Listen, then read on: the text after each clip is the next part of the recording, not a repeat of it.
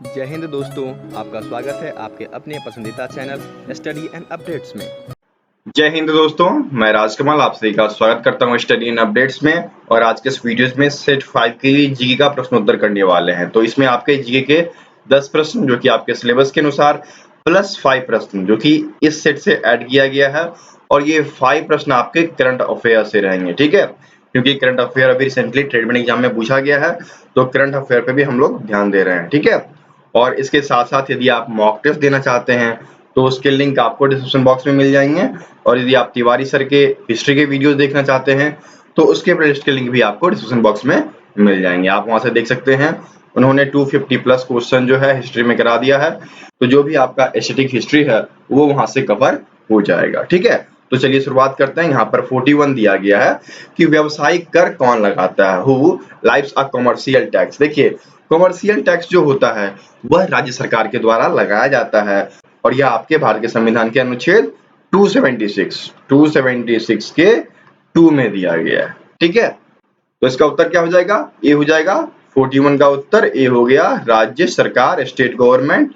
और अभी रिसेंटली, ठीक है, जीएसटी आया है, तो जीएसटी पे प्रश्न आता रहता है, ये कहलाता है गुड्स एवं सर्विस टैक्स। और ये कब लगाया गया है ये प्रश्न में आता है, तो ये आपको कमेंट बॉक्स में कमेंट करना, ठीक है। चलिए आगे बढ़ें। 42 आपको दिया गया है, नर्मदा नदी का उद्गम स्थल कहाँ है? Where is the origin of river Narmada? देखिए, नर्मदा नदी जो है वह रेवा नदी, ठीक है, इसका दूसरा नाम जो है रेवा नदी भी है। और यह जो है वह मैकाल पर्वत, कौन सा पर्वत?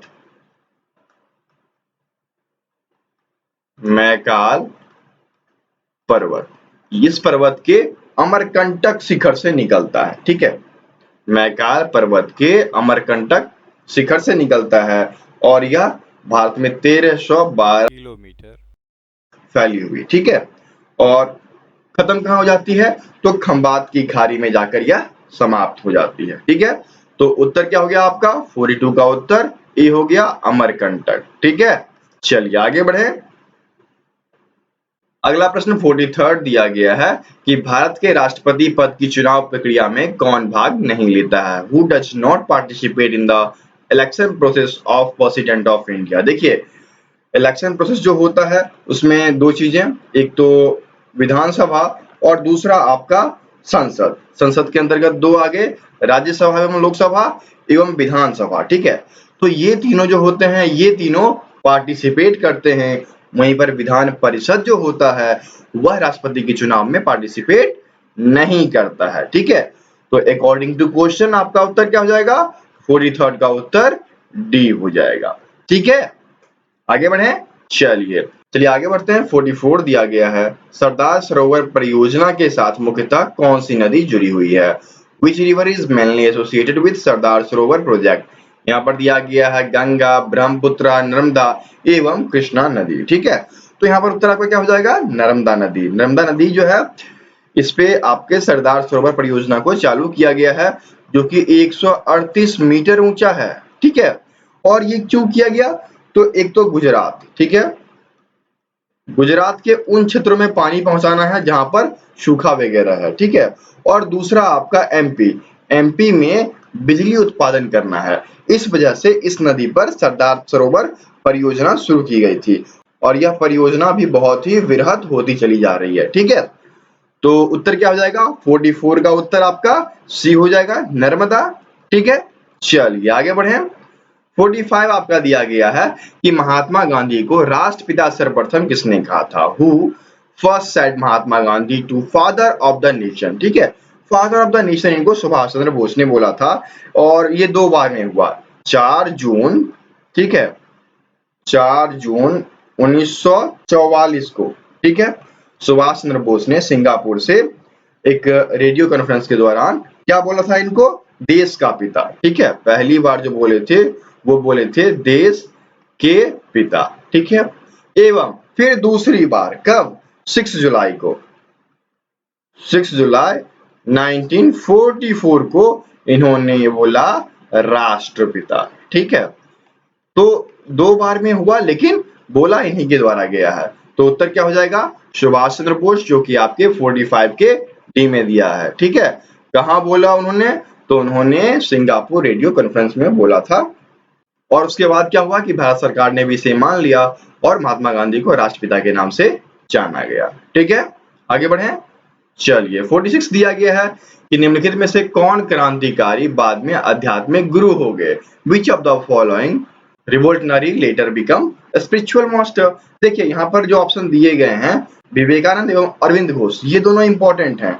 सबसे पहले जो है अरविंद घोष आए, ठीक है। अरविंद घोष के बाद कौन आए, तो अरविंद घोष के बाद स्वामी दयानंद सरस्वती आए, फिर ओशे आए, फिर राजा राम मोहन राय आए और उसके बाद जो है विवेकानंद का स्थान आता है। तो सर्वप्रथम यदि स्थान की बात की जाए तो आपको अरविंद घोष लगाना है। ठीक है, यदि अरविंद घोष ना होता तो यहाँ पर हम विवेकानंद लगा सकते थे, लेकिन यदि अरविंद घोष हैं तो उनको टिक करना है। ठीक है, तो 46 का उत्तर क्या हो जाएगा, बी हो जाएगा। ओके, आगे बढ़े। चलिए आगे बढ़ते हैं। 47 आपका दिया गया है कि वेन सांग ने किसके शासनकाल का विवरण दिया है। Hiuen Tsang has given details of whose region. देखिए वेन सांग जो है वह चीनी यात्री था और वह भारत आया था। और किसके शासनकाल में आया था, तो हर्षवर्धन के शासनकाल में आया था। ठीक है, कब आया था, तो 627। ठीक है, 627 एडी से 643 एडी के बीच माना जाता है। कहीं कहीं पर आपको 629 भी देखने को मिलेगा। ठीक है, तो घबराना मत, ड्यूरेशन इन्हीं के बीच है। और उन्होंने राजा हर्षवर्धन एवं उनके समकालिक राजाओं का विवरण दिया है। ठीक है, तो 47 का उत्तर क्या हो जाएगा, बी हो जाएगा। चलिए आगे बढ़ते हैं। 48 आपको दिया गया है, द्वितीय विश्व युद्ध के दौरान निम्नलिखित में से कौन सा आंदोलन भारतीय कांग्रेस के द्वारा चलाया गया। Which of the following movements was organised by Indian Congress during the second World War. तो ड्यूरिंग सेकेंड वर्ल्ड वॉर जो है क्वाइट इंडियन मूवमेंट चलाया गया था। किसके द्वारा, महात्मा गांधी के द्वारा। कब, 9 अगस्त 1942 को। कब, 9 अगस्त 1942 को चलाया गया था। ठीक है, तो उत्तर क्या हो जाएगा यहाँ पर, 48 का उत्तर ए हो जाएगा, भारत छोड़ो आंदोलन। ठीक है, आगे बढ़े। चलिए 49 आपको दिया गया है, ऑस्ट्रिया की राजधानी कहाँ है। तो ऑस्ट्रिया की राजधानी क्या हो जाएगा, बताइए जल्दी से, विहान हो जाएगा। ठीक है, जो कि यहाँ पर बी में दिया गया है। तो 49 का उत्तर बी हो जाएगा। ऑस्ट्रेलिया एवं ऑस्ट्रिया दोनों दो हैं, तो आप इसे गौर से पढ़िएगा, बच्चे यहाँ पर फंसते हैं। ठीक है, यहाँ पर उत्तर होगा आपका विहान। ओके, चलिए 50 जो कि सेट के अनुसार आखिरी प्रश्न है, लेकिन इसके बाद हम लोग 5 करंट अफेयर से ही प्रश्न करने वाले हैं, तो बने रहिएगा।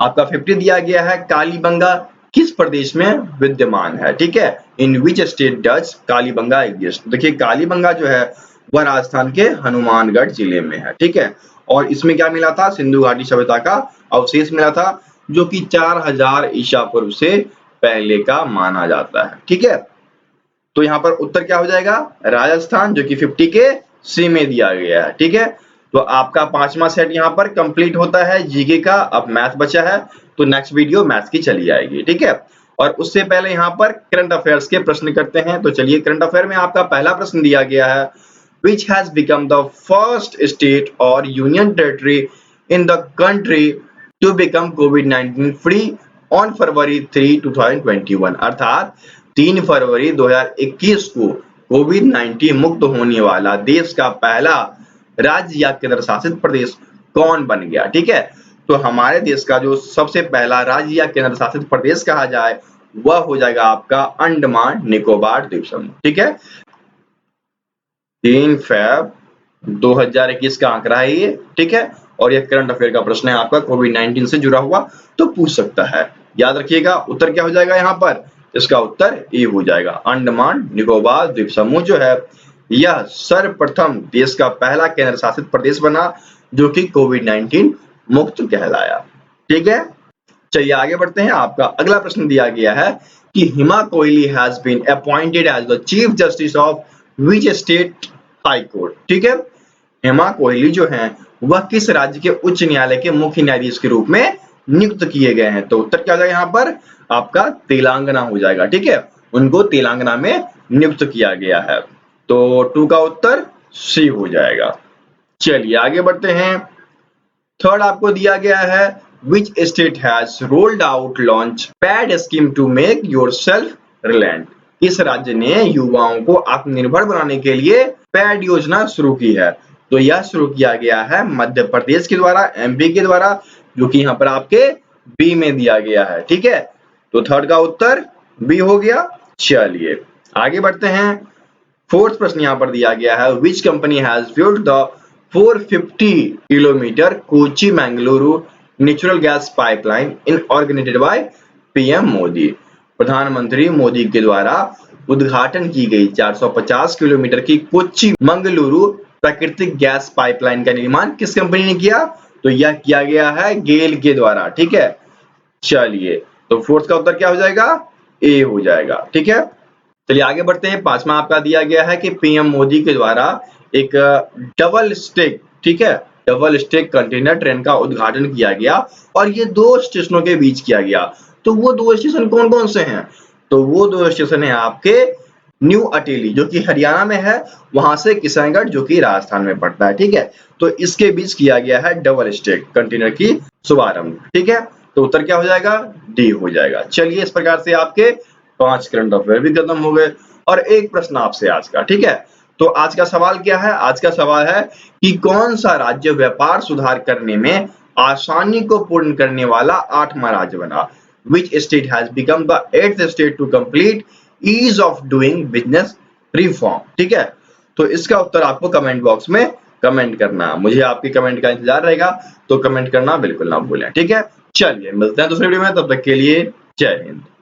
दोस्तों यदि आपको सीआरपीएफ का पार्ट वाइज पीडीएफ, जैसे आप लोग कमेंट करते हो कि आपको चाहिए जीके, हिंदी, रीजनिंग, तो आप स्टडी एंड अपडेट्स के पीडीएफ एपिसोड पे आओ, वहां पे आप सीआरपीएफ सर्च मारो। ठीक है, सीआरपीएफ सर्च मारोगे, सारी पीडीएफ खुल के चली आएगी। देखिए यहाँ पर सब कुछ पार्ट वाइज डाल दिया गया है, मैथ, रीजनिंग, इंग्लिश। ठीक है, जिसे मन करे ओपन कीजिए, उसे आप देख सकते हैं कि उसके अंतर्गत क्या क्या दिया गया है। यहाँ पे आपको सभी डिटेल्स दी जाती है, आप आराम से देख सकते हैं कि इसमें क्या कंटेंट दिया गया है। ठीक है, और उसके बाद पीडीएफ का डेमो भी आप देख सकते हैं कि किस प्रकार की पीडीएफ यहाँ पे बनी हुई है। ठीक है, तो सारी डिटेल्स आपको यहाँ पर इजीली अवेलेबल करा दी गई है। पीडीएफ स्टोर का लिंक जो है वो डिस्क्रिप्शन बॉक्स में दिया गया है, तो आप वहां से इसे प्राप्त कर लें। आपको जो भी डाउनलोड करना है आप यहाँ से डाउनलोड कर सकते हैं। ठीक है, जो चार्जेस है वो चार्जेस आप पे करेंगे, और याद रखें ईमेल आईडी जो यूज करें वह सही दें, ताकि जब पीडीएफ आप बाय करोगे तो उसका लिंक जो है आपके जीमेल पे चला जाता है और फिर आप वहां से पीडीएफ डाउनलोड कर पाते हो। तो ईमेल आईडी करेक्टली डालें। ठीक है, और जैसे कि प्रैक्टिस सेट हो गए वो भी आपके डले पड़े हैं। ठीक है, हर एक चीज हिंदी इंग्लिश लैंग्वेज में डले पड़े हैं। यदि आपको मैट्रिक्स चाहिए तो मैट्रिक्स रहा। ठीक है, ये आपका रीजनिंग रहा हिंदी में, तो सभी चीजें यहाँ पर डाल दी गई है। जो आपको चाहिए आप आओ, आराम से पीडीएफ डाउनलोड करो। ठीक है।